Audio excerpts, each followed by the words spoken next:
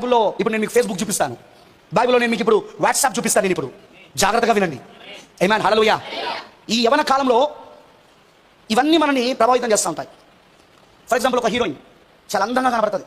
దాని పళ్ళ వరుస ముత్యం లాగుంటాయి, దాని పళ్ళ వరుస ముత్యం లాగుంటాయి.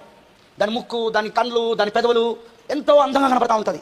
అలాంటి స్త్రీ వేసుకునే డ్రెస్సు, ఆ అర్ధనగ్నంగా తయారవుతున్న డ్రెస్సు, లేదా శరీరాన్ని హత్తుకునే విధంగా ఉండే డ్రెస్సు, శరీరాన్ని అంటుకొని ఉన్న డ్రెస్సు, లేదా లోపటి వస్త్రాలను కనబడే విధంగా ఉండే డ్రెస్సులు చాలా మంది యవన స్త్రీలను ఆకర్షిస్తూ ఉంటాయి.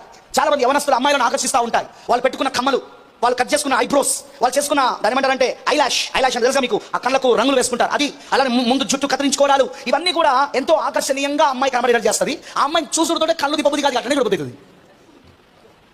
You feel that she angel. ఆమెకు దూతలాగా నీకు అనిపిస్తుంది. మరి ఆమెను చూసినప్పుడు ఏమనిపిస్తుంది అంటే, బా దూతను చూస్తున్నాడు అనిపిస్తుంది, కానీ నీకు దయ్యాన్ని చూస్తున్నావు అని. విషయం ఏంటంటే, నీకు తెలియని విషయం ఏంటంటే దయ్యాన్ని చూస్తున్నావు. ఎలానో నేను చెప్తాను, రెడీగా ఉన్నారా? యవనస్తులకు యవనస్తురాలకు ఇద్దరికి చెప్తాను నేను. ఆమేన్. నువ్వు చూస్తున్నది దయ్యాన్ని, కానీ నీకు దూతలా కనపడుతుంది. అది అమ్మాయిలు చూసినప్పుడు అమ్మాయిని అట్లనే చూస్తుంటారు, పైన కింద దాకా. అబ్బాయిలు చూసినప్పుడు అబ్బాయిలు కూడా అలానే చూస్తుంటారు. ఇద్దరు చూపులో ఆకర్షించడానికి ఉన్నది ఏంటిది అంటే దయ్యం. ఎందుకంటే అందము మోసకరము, సౌందర్యం వ్యర్థమని ఉంది బైబిల్లో.